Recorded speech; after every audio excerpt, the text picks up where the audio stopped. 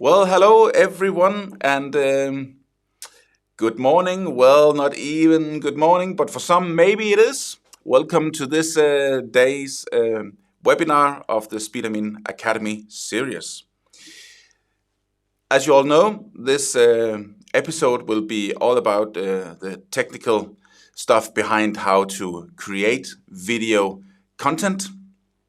And we have been very fortunate to have Knut, Morten and Kårevik fra Molde Kulturskole in Norway with us again today. As promised, he will today talk about why we will, at the first place, do video lessons, and he will also walk you through how he has succeeded with very basic needs to create great video content. So without further additional talk, I'll just give a warm welcome again to Knut, Morten, Kårevik. Welcome, Knut, Morten. Thank you. Nice to be here again. So nice to have you back. Excuse my English American. Yeah. We have promised each other, Knut, Morten, that we will do our very best, the two of us. Not as good English speaking as Thomas, but we will do our very best. So you will have to put up with it. I'm sure that it will be very fine, indeed. So, well, Morten, I think let's jump into it. So, in the first place, what is actually the purpose of doing video lessons? Why even do it in the first place? Why not just only do education via face-to-face and with a lot of analog input? Why even use this video lesson in the first place? Yeah, it's a good question, really. I think to me it's about trying to level with the students, or let's call them children, and older youth. You have to meet them where they are, and there can I will I see that there is a a ditch between my heritage in teaching and what the kids really connect to. So visual stimuli and a screen is basically what I'm focused on, and all the benefits that it gives me as a teacher, and the students. They have also great benefits of it. Of course, they do more. They do more at home between the lessons. So that's the basis of it. Yes, I think. Yeah. So as you told us on the last episode, you started as many other teachers on doing this video lessons during the Corona time. I know that you also have done it prior to this, but it really accelerated during the COVID period, and I think a lot of teachers can recognize that as well. And we have talked to a lot of teachers, as we also said in the last episode, on how they actually have embraced it also post-Corona. If they had keep doing the video-based lessons, or if they have gone back to just not ordinary, but the good old face-to-face, or if they have done like a hybrid between the two. And as I can understand from your side, you have actually embraced it also because it makes the students or the children practice more between the lessons. And I know we talked about that flipped classroom last time. So I think that's, all musical education or dance or arts. It's about inspiring the students also to do it not only when they are at the culture school, but to practice their instrument and to have fun with whatever arts education they are attending at the music school or at the culture school, also to do it between the lessons. And I agree, and we hear it from a lot of other teachers that that is really one way of doing it, is to embed or to integrate a more digital approach with videos and stuff like that. So to ensure that we are not going into the pedagogical talk again, because since this is a technical webinar, I'm sure myself and all our viewers are really interested to know. So what do we need? What does it take? If you are a teacher that has not begun with it yet, or maybe has begun but are thinking, could I do some improvements? Am I doing the right stuff? Could I do more? Could I do less? Does it take too much of my time to prep and stuff like that? So the simple question: what do you need in order to get going, and what is your progression or your journey from the start until where you are now? Yeah. Should we start with this start? Yeah, let's Yeah. do that. Let's do that. Yeah.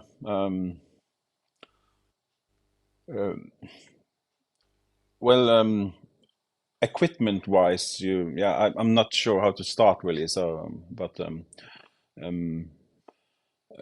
my background is I'm also an live sound engineer, and I'm obviously quite interested in technical stuff.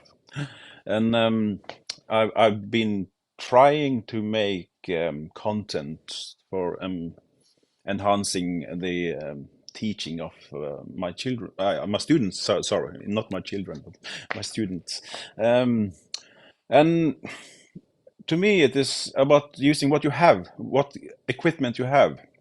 Our music school has never been too much in investing in these kinds of things. So I have some private. I have a little Zoom. Think it's called something 4, Yeah, and yeah, it yeah. is a quite easy recorder. It records in quite good in 720p, as in quite good resolution. Not a good picture, but it is what I have, and some of the videos that I have published on YouTube is made on that camera. Later, the phones have been gotten so good, and if you have a Mac and an iPhone, they talk together, so you can record quite seamlessly with the iPhone onto the Mac. You can do it wirelessly. You don't have to save anything on the phone.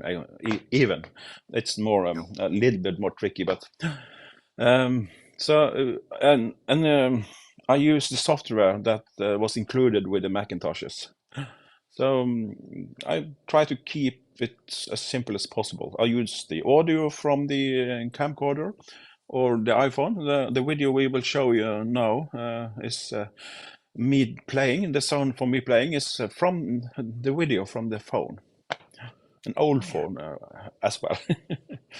Yeah. So yeah, you can help me a little bit more, Dan. Yeah, I'm exactly.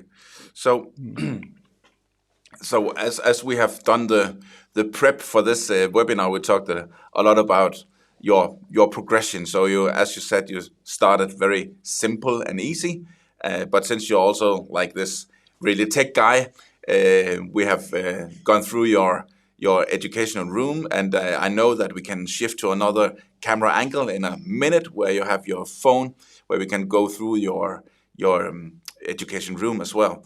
I must also just said I forgot that prior to this. Sorry. If all your viewers have questions along the way, you are, as always, very welcome to just write it in the chat. I should say that the ones that had been online very early, also before we started, maybe you should refresh your browser within YouTube, because there was a small flaw with the comments. So if you just refresh, you should be able to comment as usual. It had by some way just missed that. So refresh that, and you are very welcome with questions just in the chat as usual. But as you said, Morten, you have actually done like a video. So the rest of this webinar will more or less center about or around how to create this lesson. So we have done like one lesson, and you will try to guide us through the steps. So from the very first steps on getting the setup with all the technical equipment, what to do, what not to do, what is important, what is not really important, and then how to get it inside your laptop, and how do you then edit it with quick and easy way of editing, and how do you then at the last bit, how do you then render or export it into whatever platform you're using. And in this case, we're using the SpeedAdmin lesson or study planner, studieplan. So I think maybe we should just jump right into it. Do you want to show the finished result before, and then and then let's start on how we do, how we do? Should we do that? Let's start at the end.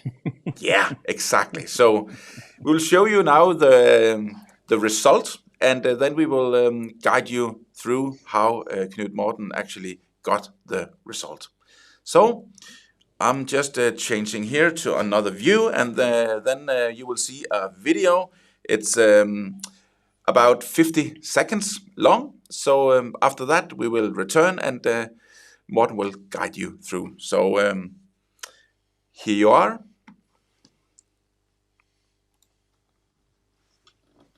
One, two, one and two and.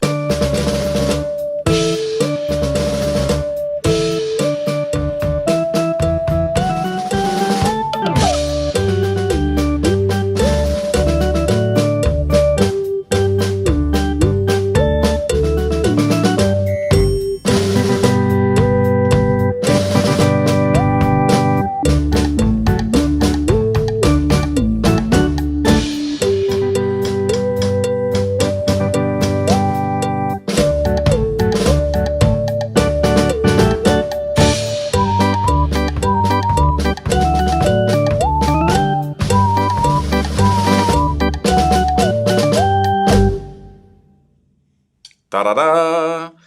I feel like, yeah! Oh. Thank you. Well, that got me at least in a good mood. A nice vibe you had to that, and I just by the first second saw that there was a lot of stuff going on, a lot of layers. There were like note scores, there were like effects on the video and stuff like that. So yeah, I'm very curious to have a run through on how did you do that, and maybe I am thinking, wow, this is going to be hard. But you told me it is not that hard. So so please, Morten, take it away, walk us through, and let me know when I have to change the angle to your screen or to the iPhone. Then I will try to keep up. Yeah, but if we go back to the start, you can play the second video first. I can do that.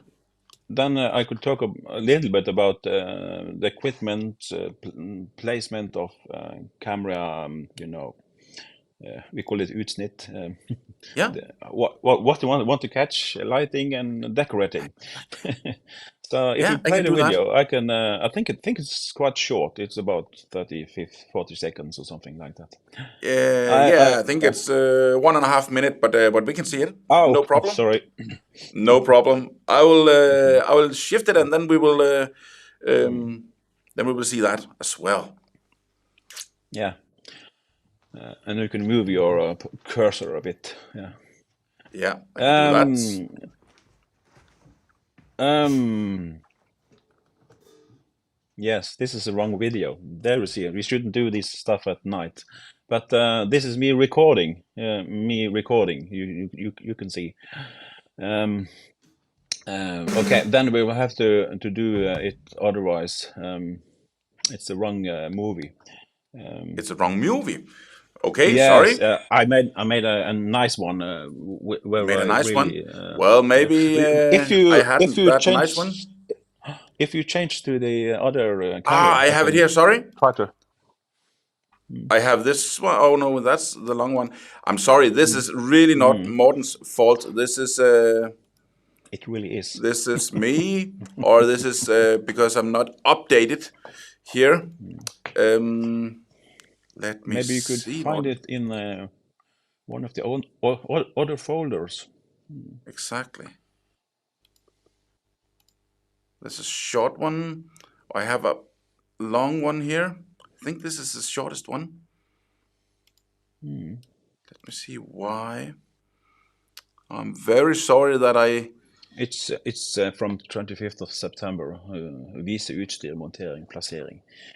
Version 2. I think it's in the second folder. Here, yeah. Is it the V1 or V2? V2. Yes. Yeah, I'll have it on the go. So let's see it here. I think it's this one. This, yeah. You will see me. I've just bought a more or less generic telephone holder, a mounting bracket, and I also have I call it an ice comb cracker. It's a mount from an old Zoom recorder, which you could with the standard photo threads, and it goes down into the a standard microphone holder. Then you can use a normal microphone stand. You don't have to buy any stand, and you will quite fast, recognize the need to have something more than a normal photo tripod. It's not too flexible. You can't do any of the angles that you want. So, if you have a microphone stand, do like this. And now I'm checking my angles and what I have the screen of the phone on the projector, so I could easily see what I'm recording. So that it's very important to be thorough with placing the phone or choosing what to film. Yeah, great. I think it's more. Didn't I? Now, okay, we can stop there, but just pause it. Just pause it. Yeah. You can see my bass drum has light in it, and as you also saw on the first video, I moved the floor tom as well, and to make more room for the viewing angle, so that it's more easy to see the bass drum. Yeah. Yeah. And the microphone stand you can see on top of one of the crash cymbals. I also removed that, and the chair is not in the picture. So that's the basics of my approach for the drum kit. When I do something for the xylophone or the timpanis or the snare drum, I have to choose more other solutions. There's many ways to do it. So yeah. But I'm only using a normal microphone stand and the bracket for the phone. That is essential, the bracket for the phone or whatever you use. So, yeah, of course, if you have a camera of some sort, you use whatever you have. Yeah. So I could get a little curious, Knut, Morten, that obviously you're using the iPhone for recording, but what about the sound? How do you record the sound? Is that also from the phone? Yeah, in this, Yeah. yeah, it is really. So when I use my Zoom camera, I use the microphones from that, it's okay, but the iPhone is quite good at my playing in the video. The first video is the sound is from the iPhone, yes, and that makes it more easy. Yeah, extremely more easy. If you have to record the audio on another device and then import it, yeah, the audio follows the picture and the video, so it's in sync. Yeah. So that is Exactly. important. Sounds fabulous. I don't know if any of you viewers can remember that we had, it's a long time ago, it was one of the first SpeedAdmin Academy recording sessions that we did with a guy called Mads, a Danish guy, also a drummer. I see that we maybe will have to invite some art teachers or some dancing teachers next time and see if we can find space anywhere to do some of that. But again, the basics and how to record and stuff like that is more or less the same. But he was using a lot of technical stuff and expensive microphones, ADDA converters and compressors and what have you. But now you are actually showing us that it can be done only with the phone, and that's I think that's quite impressive. Also looking at the result. So you talked about the light in the bass drum, but is there other like tips and tricks that you can share on how to prepare? Because I think what you are saying is that preparation is really key to success if you are a drummer or a dancer or a guitar player, whatever. So do you have some tips and tricks on? It could be lighting, it could be whatever. Well, once I asked the singer about her singing techniques. She has a good microphone technique, and what had she done to get to this level of perfection? And she answered, I have sung a lot in the microphone. Yeah, you have to practice. Yeah, you have to do a test, and when you edit it. When you put it in the iMovie and you want to put some sheet music pieces or something graphical into it, then it's obvious for you what to do in the first step when recording. So so it's not an easy thing to answer really, but because I have learned through trying and making faults and redoing the stuff, So of course, keep it simple. Stupid. Don't do too much about of it. It's more important to create enough content, really. That's my problem really now, because my students demand more content. So I have to have a good workflow. I can't use too much time, So when you place the camera, you have to really think about what you really are trying to show the students. How could it help them? When I do snare drum things, I usually put the camera from the bird's view directly down, and you can see in my hands and the movements and such. Of course, right hand and left hand. And when they watch and use an iPad or something with earphones, they can hear the music and they can visually see what I'm doing when I'm playing. So I think that's quite successive. It's not like I hoped it should be Eureka! They could now play perfect after one viewing, but it gives them a reference, and with enough repetitions, they will succeed.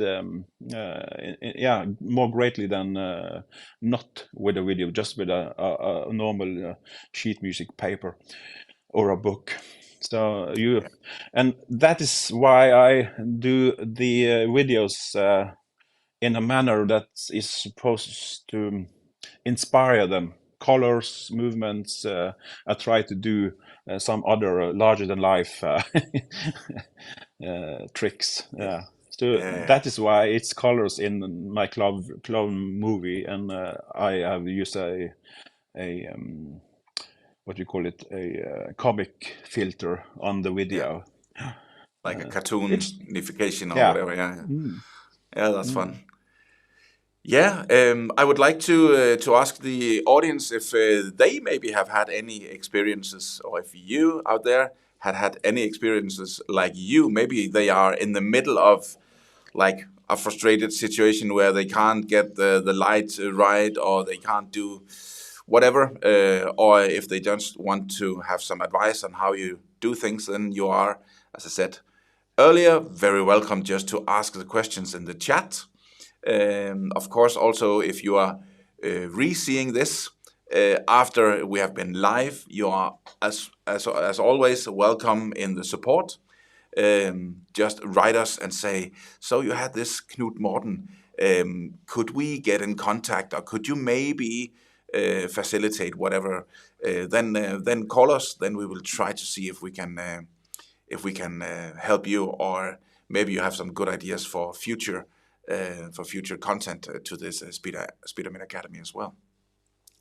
But again, Morten, let's say that now we have done the preparing. We have also maybe done the recording. So what to do? Do we need to edit, or could we just put it directly into to SpeedAdmin, or how have you worked with that? I think that is for many teachers, maybe a turn off, because do I need a lot of experience with different editing software? Do I need to be an expert, or what have you done? Yeah, I maxed out iMovie. I had to upgrade to a more better software with more capabilities and more layers. But when I prepared this webinar, I went back to iMovie, and I really enjoyed the confinement, with a few layers. We have a video and one graphic layer, or also you have two layers, and you can have sound, and then you can have a narrator level, you can speak and so on. That's the whole, and text as well. But of course, you can record, and you can take your recording, put it straight into SpeedAdmin or YouTube or wherever.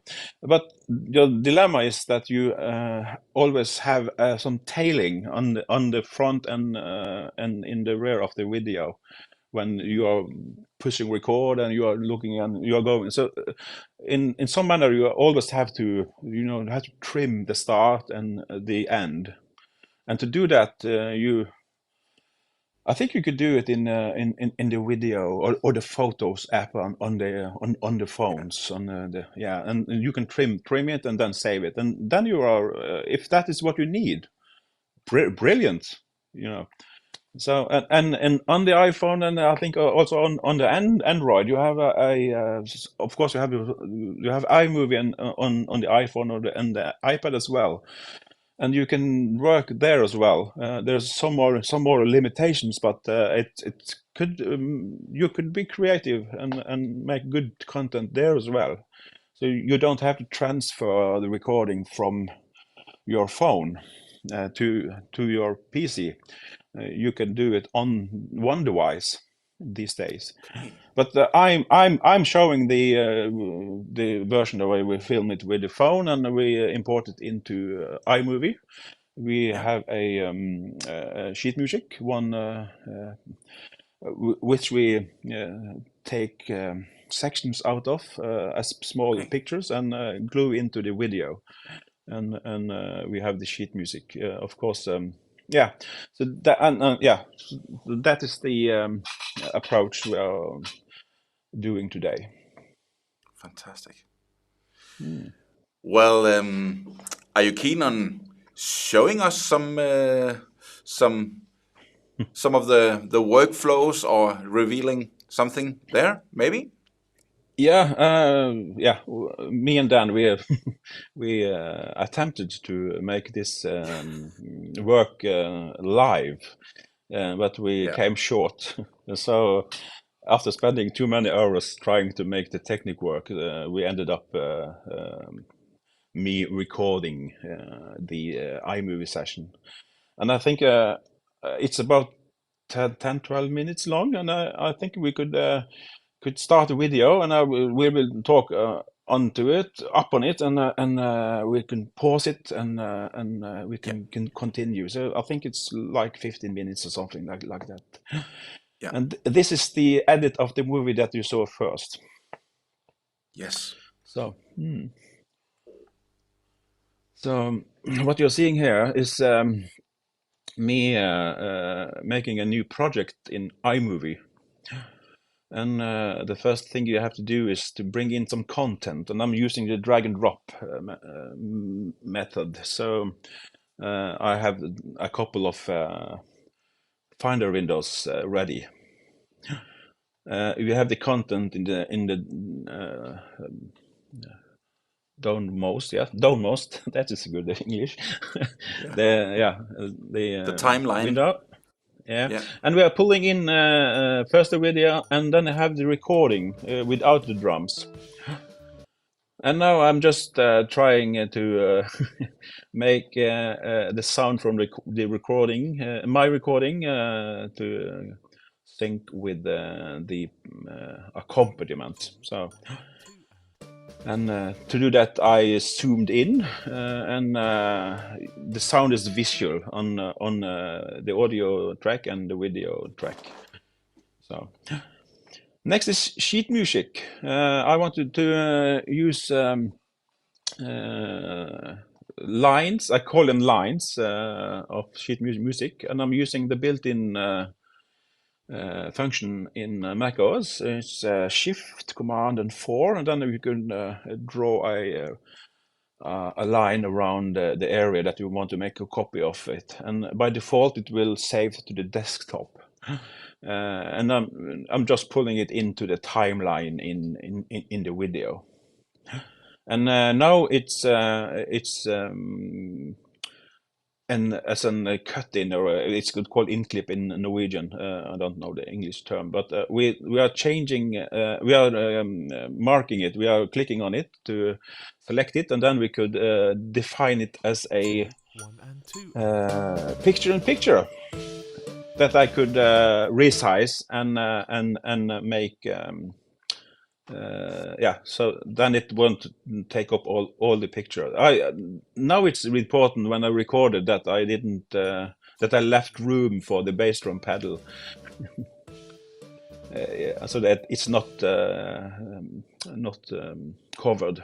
And I'm doing the next line, the same shortcut, Shift Command 4.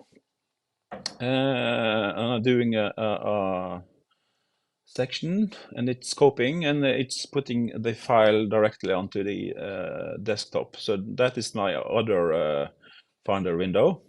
There's a new file there now. I pulled that down. No, I experienced that the downward Finder window is in the way. So I just close it. I'm done with it. So I don't need it anymore. But this is this is one way to do it. I thought thoroughly through all the different ways to do this, but this is a visual thing, so I think it's good for this video. And then I jump into preview, the app which shows the sheet music, and I go into the Finder to find the new file it created, and I drop it into the timeline. Now I have done an edit on the first line of music, and and I don't need to redo it for the second line. I can copy the first line of music, and I can have a special paste. So when you are putting in next line, you can select it, and you can paste in the edits from the first line, and that speeds up the whole process. So I did the two first lines like this, and I'm trimming them to stop right before the second beat of the last bar, and then we have time to show the next line before it's played. And then the next lines I'm speeding up. Hopefully, yeah, I think. Yeah, this is yeah. I'm going up to, here you can see the special paste. It's in the edit menu, I think. Yes. And I'm also trimming the. I'm also adjusting the fade in and outs. You can see that the lines fade in and out, and they have some small handles that are visible that you could adjust those parameters as well. Yeah, fast forward the rest of the lines. This is one way to do it. You can also have a split screen if you have a different instrument, like yeah. So then you can have you can choose to have the notes in as a full sheet on the right, and you can have your video on the left, for example. So it's more up to you. There's also something called transparency and alpha channels, so you can create content that is that has no background, so you can put into the video as well. I didn't do that for this demonstration. Yeah, and now I just recorded this, and I was happy. And when I got into editing, I am really, yeah, I'm out of time, so I have to. I cut the video, and I move it one frame towards the start. And then I'm not that far behind anymore. Of course, the video does a little hiccup, but that is okay. It should be simple. And the next thing, I know I'm done with all the lines, and I'm thinking I have to do something with the visuals. They can't be white, so I'm using some simple video filters to make them different colors. And I'm selecting multiples at the time to do the adjustments. Yeah, and now I'm trying to do. I selected both the videos. I split the videos, and now the video is in two sections. So I selected them both, and I'm applied a video filter for that. And now I'm making split points. I call them split points because I want to make sections of the video move or have motion. And I'm just using the built-in convergence effect. You have to select the bit that you have cut out. Then it now has a yellow border, so it's quite easy to see. And then you could find it in the menus. Yeah. And of course, I just did this quite fast. I didn't put too much into it. So, but you can see it's have a great effect on making the video more interesting to watch. Because my experience is that if it's just static things, the students' eyes will wander. So use all the tricks in the book. Okay, titles.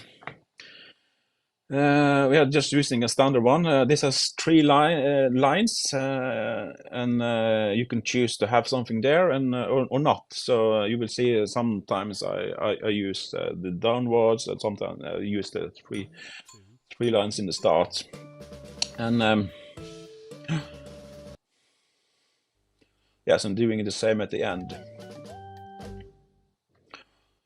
Of course, you can do text during the video as well, as I have done in this video, which we now are watching. You see me. I've put many of these text things into the video. Of course, we have to have some kind of fade out, and I'm also trimming the start. And yeah. No, I'm trying how it looks, I want to have some extra fun. I'm cutting out what I'm supposed is the composers of this fine music, and I'm putting it into the start to give them some credit. I haven't asked them to be allowed to do this. So I think I didn't do the cover, and I did a version earlier where I displayed the cover. I think, yeah, from the book. Yeah. So I didn't do this in this version.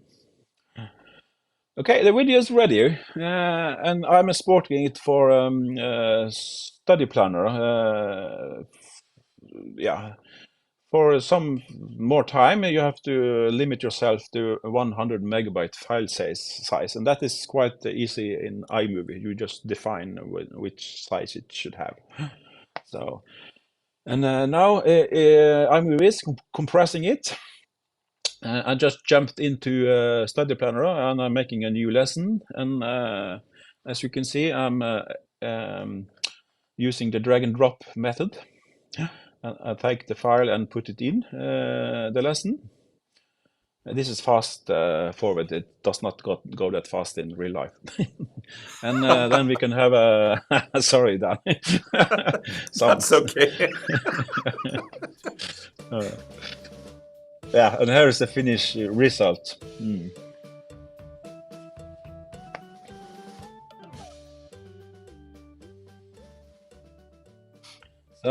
This is a video that I thought we could publish in some manner. That is why I put so much text in it. So it have a dual purpose that it could be viewed later without my commentary.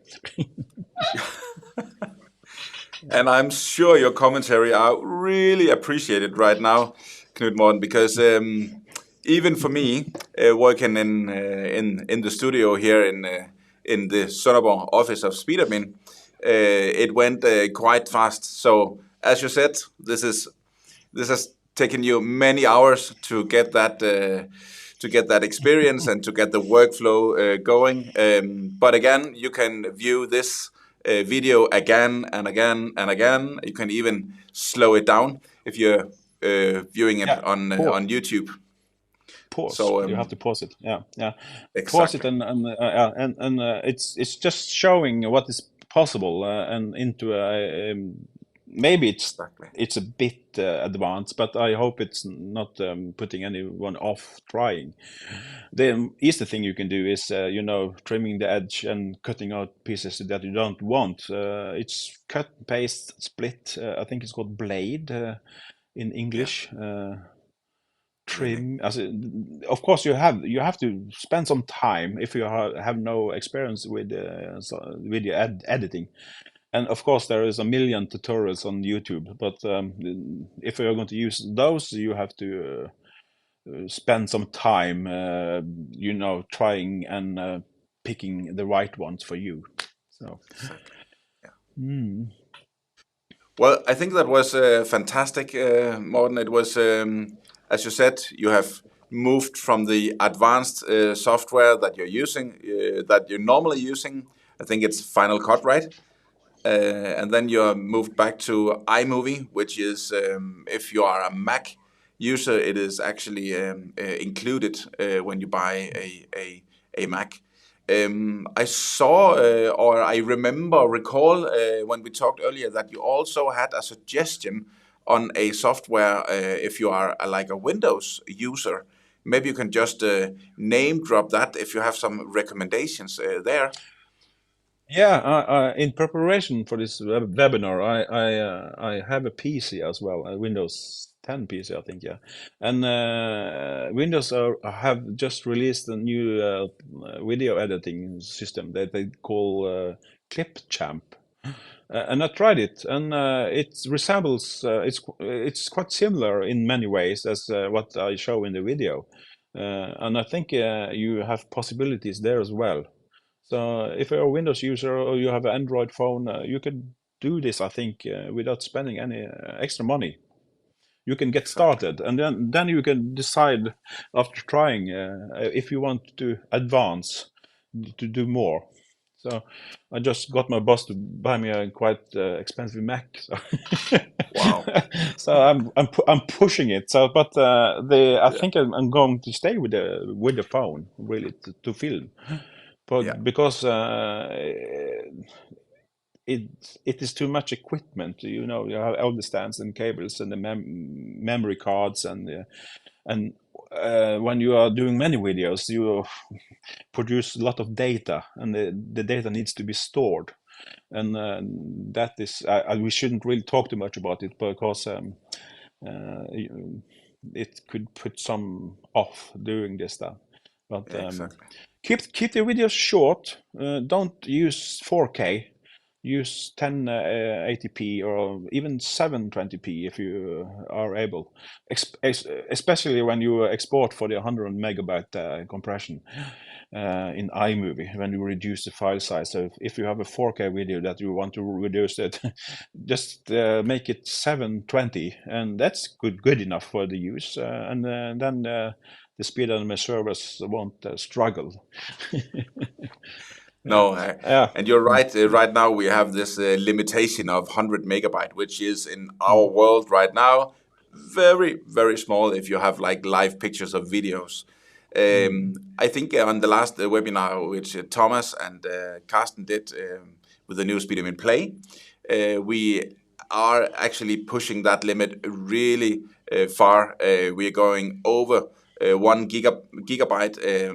We might even go further, and that's actually allowing, as you said, 1080 or at least 720 on a very long video in the future. And for you that not, we are just talking numbers. It's the resolution. If you have a normal HD screen, it's normally 1920 pixels horizontally, and vertically it's 1080 pixels. So that's referring to the pixel size. So if you are recording like 1920 times 1080, then you are actually quite good in a normal 16:9 white vision screen. So even going down to 720, it's okay. But again, if you maximize it, you might be a little pixelated. But I But for totally the agree. 4K is great, but 1080 is more than enough. Yeah, and for the students, some of them are using phones, and that is quite important, really. So you have to take in consideration that they are using a phone, a little screen. So you can't do too minute details. You have to make it big enough. Of course, my video that we just saw, the music is. They have young eyes, so Yeah, they can see better than me. So exactly. it's We're safe by that. Yeah. I have the app open now, so the iMovie. So if Yeah. there's any comments and questions, we can have some few minutes to demonstrate if there is anything. Exactly. You're more than welcome to write anything, or could you please repeat that part, or could you please talk about you mentioned the Ken Burns effect, which is like a famous effect that makes you think that you had a cameraman walking doing motion pictures, but really it's just a animation, and it's really easy, as you said, to try to create lively pictures with this Ken Burns effect. So it could be that you could talk us through that, but let's see. Maybe some of the viewers are interested in that. It could also be clipping, cutting, exporting, importing, whatever. Then you are more than welcome just to put in your questions. Yeah. Maybe you could just do the Ken Burns if you share Yeah, my we could do that. screen. So I think it's a great effect and with great benefit. I'll just change the view here to your screen. So yeah, now we are looking live at your screen in your teaching room. yeah, and you can see the iMovie window. Yeah, it's the same project used in the demonstration. and you can see this is one of the cutouts, and there's one, and there's one. You can do this. You can see we have some motion in it. When you select one of these elements, it could be the sound or the pictures or the text, you will get different possibilities here. And you have this. This is quite important. Yeah, in Norwegian, beskjæring. What is that in English? I think it's called cropping. Yeah, cropping. Yeah, thank you. Yeah, and you are given two things to adjust. You have the oh, wait, what is the good English word for utsnitt? Cutout or selection. Yeah. Part Selection. Let's selection. call it selection. Yeah. So this is the part where it starts, and of course the ending. It's called slutt in Norwegian. We could do it like this, and you will see. This is not a good. Yeah. You know.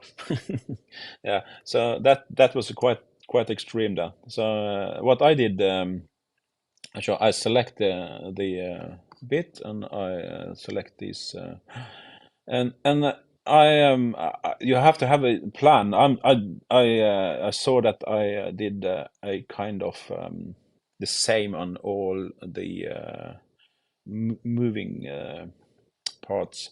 I could do something like this, maybe. We're going from one place. I could do the opposite. I can go from the bass drum to the snare drum, and maybe that is too violent. You know, it's too much. Yeah.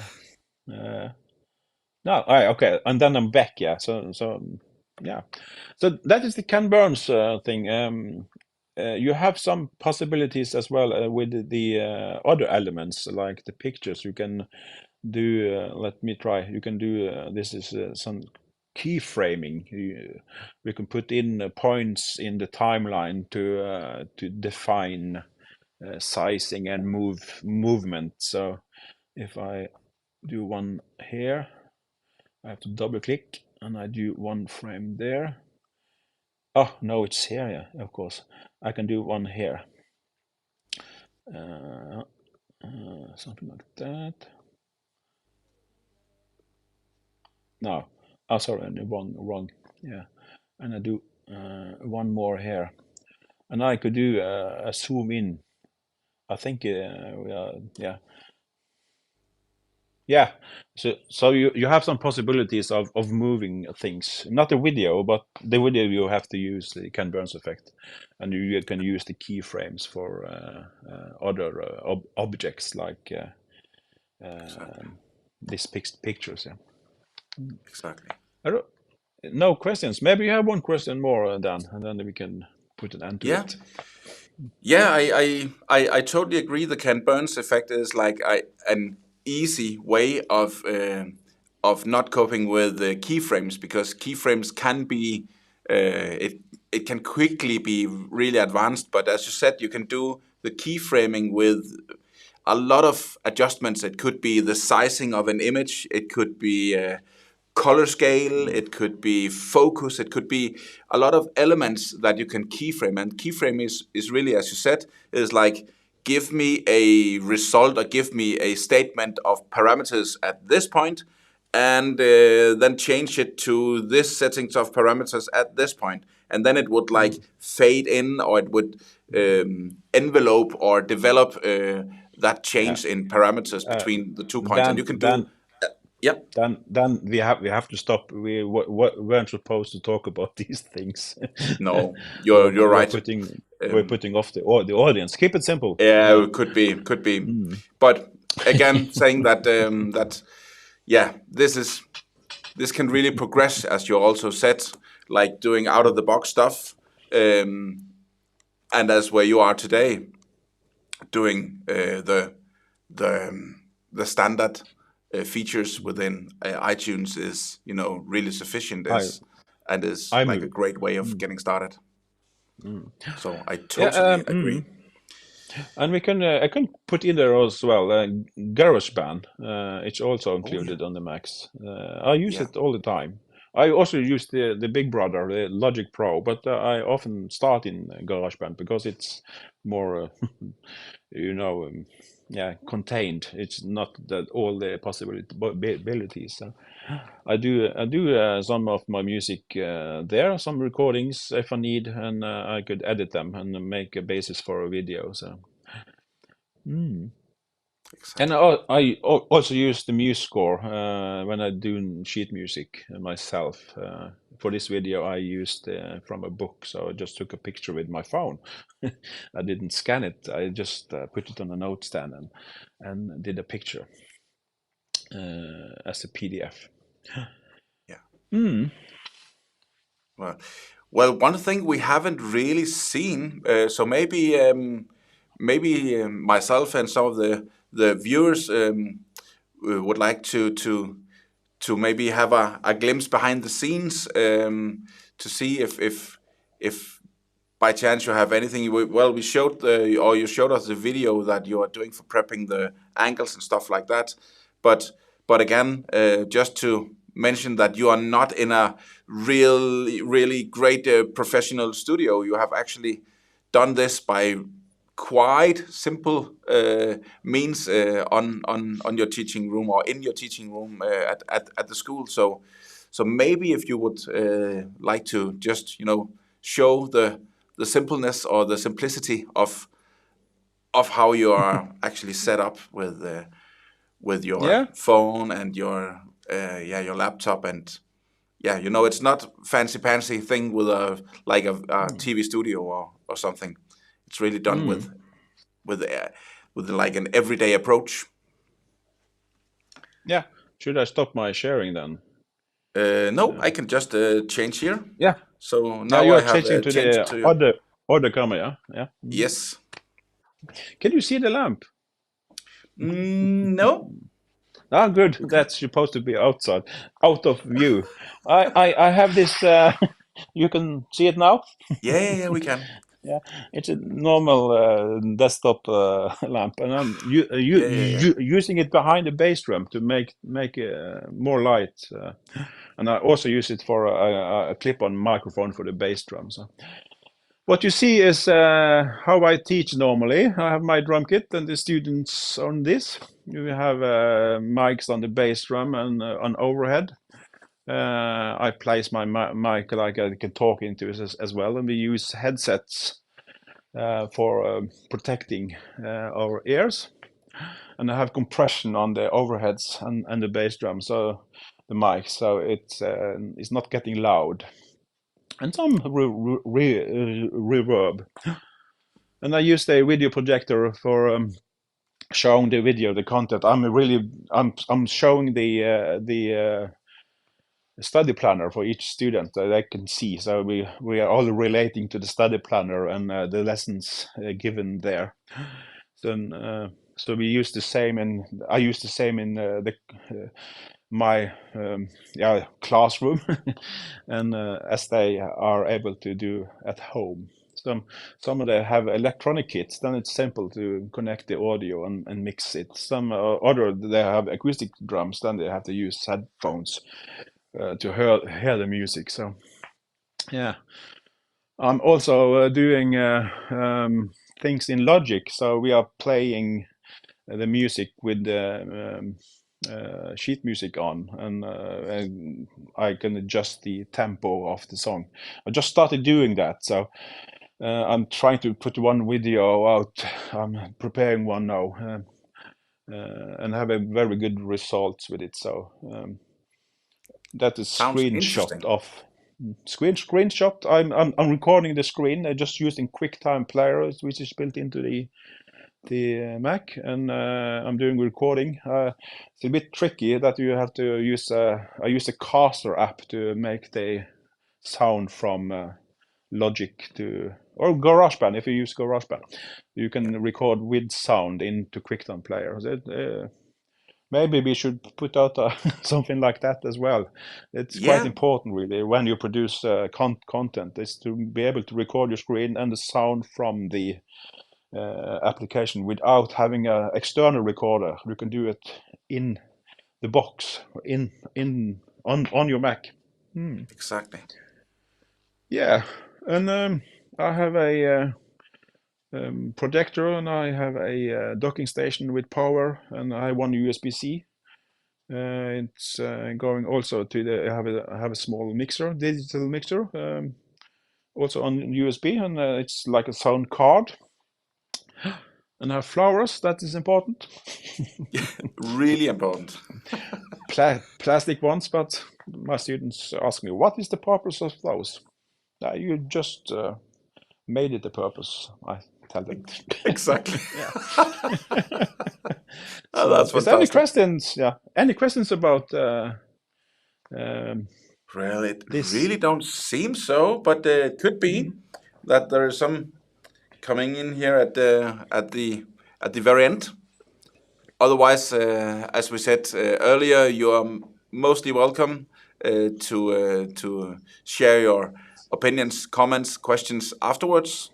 And as I also wrote in the in the in the global warning, as we called it, on the super users screen in SpeedAdmin, you are more than welcome to share this link from YouTube with your teachers. Right now, we are about to find a way on how we can easily communicate with your teachers right now in the data agreement that we have done with you. We are not really allowed to communicate directly with the teachers from your schools. So it's up to you guys sitting here in front of the screen to share this.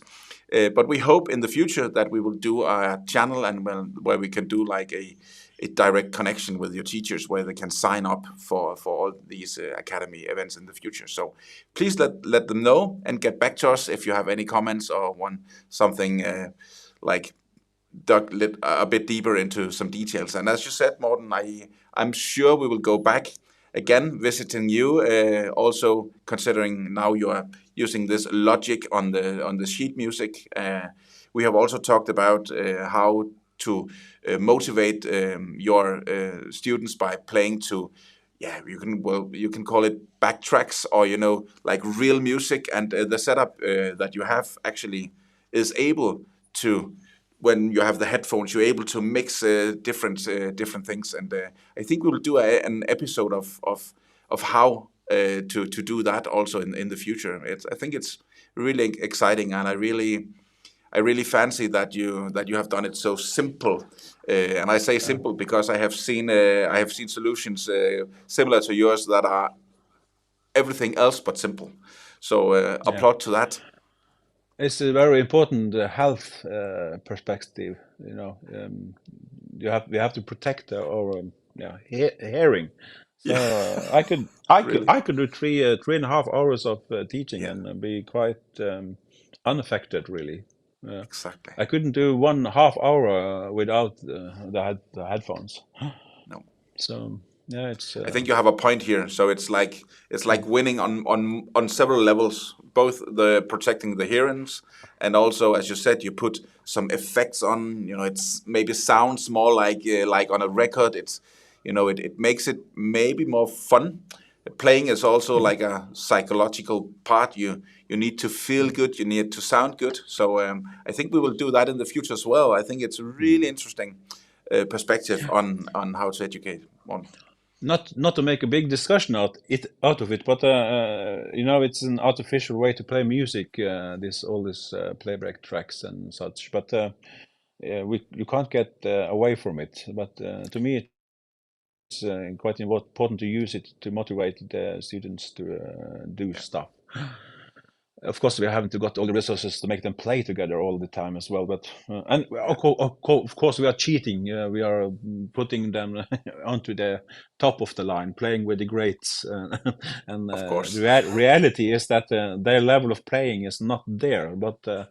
I think letting them be a part of it, to have a reference, to know what it is about, and to make to have something to copy this snare sound, you have to put your mind to it, to make this function. And we could discuss that, and I think we are having some kind of discussion webinar in December, I think. Yeah, you're right. You're right. We have a panel debate. Yeah, so it's quite important. So I'm not, I'm trying to be objective in this manner, but I'm all in trying to make stuff work and see how the students react and how their progression is affected by the, I call it the video aided teaching. It's a supplement. It's not necessarily it. I hope it's not going to be the 100% of my teaching, but by now it is. So yeah, I'm looking forward to this webinar in December. We are also very much, and thank you for mentioning. We will of course reveal the agenda in good time, and we're really looking forward to it. We really like this arena that is created, and we have had a lot of great acknowledgements on that it is needed. That very many of you have gotten back to us and said this is really great. We want that discussion forum. So we are looking forward to this as well. Well, I think since there are not that many questions, we could maybe look into having them afterwards. But I don't know if you have anything here on the last bit that you want to say. Otherwise, I think we will go into the roundup. Yeah, maybe you could tell us where. Have you published my playlist on YouTube? Well, we are going to do it here. We will, as you said. Yeah, great for mentioning. Great that you mentioned. You have published a YouTube playlist where you have shared a lot of your video content, and we will write that in the video description on the support and on the videos. We will also embed the link. So when we are finished here, I will then launch it to the videos, and there will be a link as well. And again, thank you for sharing, Morten. I know that Thomas has said it a lot of times, but sharing is caring, and is a very big perspective on what we would like to do with the new SpeedAdmin Play, and how we would like to cooperate with all you teachers, not only music teachers, but certainly also dancing and arts and what have you. So that will be shared, and thank you for that as well, Knut. Yeah, I don't have that much more to say other than a huge and big thank you again for taking your time. And as you said, this prior to this episode, we had like 2 meetings where we were like, I think it was over an hour each, where we really tried our best to have the video and the sound behaving, but unfortunately the software that we have chosen to use were not compliant to do so. But again, this is moving so fast in this tech world, so maybe we will be able to do that in the future. But we have really think creative, and I think you succeeded very well, Knut. So again, thank you for participating, and thank you all for viewing or be a part of this live webinar. So